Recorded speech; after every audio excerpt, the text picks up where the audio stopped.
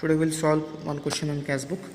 The previous day I have shown you the format of cash book as well as I have given you an illustration to see and note in your notebook. Now we'll see how to solve the questions of cash book. So let us start with a very simple question, and this is the format of a cash book. It is just the format of a ledger in a bigger size. Like in one sheet of paper we generally used to make 3 or 4 ledger accounts, but when we are preparing cash book we need to prepare just one format in whole of the sheet. This is the format of cash book. Now let us see what is the question and how to solve it.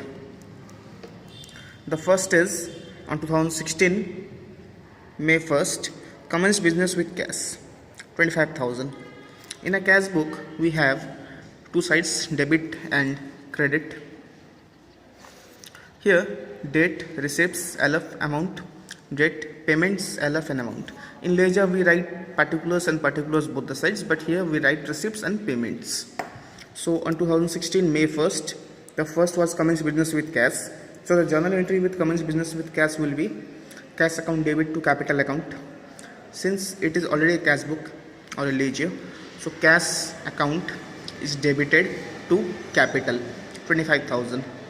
Always remember, in cash book we only write the entries related to cash. If we are preparing a cash book of cash column, we can also prepare a cash book of bank column where we will only write the entries related to bank. No credit entries or any other entry which does not affect the cash account will not be entered in cash book. Always remember, any entry which does not affect the cash book or cash account or bank account will not be entered into the cash book. So for example, purchase goods on credit, sold goods on credit, sold goods to A, sold goods to B, this type of entries will not be appearing here. This type of entries will be going to journal. So we can also understand from here that in a cash book the entries related to cash are only appearing, and the entries related to credit or the entries which do not affect the cash balance or bank balance are written in journal. So cash book is solving the purpose of journal, as well as after we prepare cash book we don't need to prepare a ledger account for cash. So cash book is solving the purpose of both journal and ledger. Since the cash entries are appearing in cash book, it doesn't go to the journal. Now since in journal there are no entries of cash, so ledger account of cash account will not be prepared. So cash book can solve the purpose of both journal and ledger. In this case we can also call cash book journal cum ledger. So always remember, one other name for cash book is also journal cum ledger. Now we'll go back to the question.